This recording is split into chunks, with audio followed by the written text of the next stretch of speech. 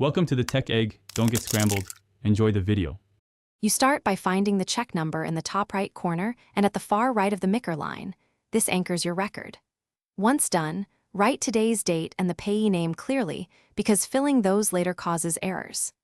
Make sure to use a pen so numbers cannot be altered, and print legibly. You want the check number to match your register immediately, so note it in your ledger or app before moving on to the amount and written total. Now you enter the numeric amount in the small box, including cents with 2 decimals, because banks read that first electronically. Then write the same amount in words on the long line, include cents as a fraction like 25/100 to create a legal tiebreaker. Once done, draw a short line after the word so nobody can add digits. Make sure both amounts match exactly. If they differ, the written words usually control, so finish by signing the check exactly as your bank has on file. Without that signature, the check won't clear.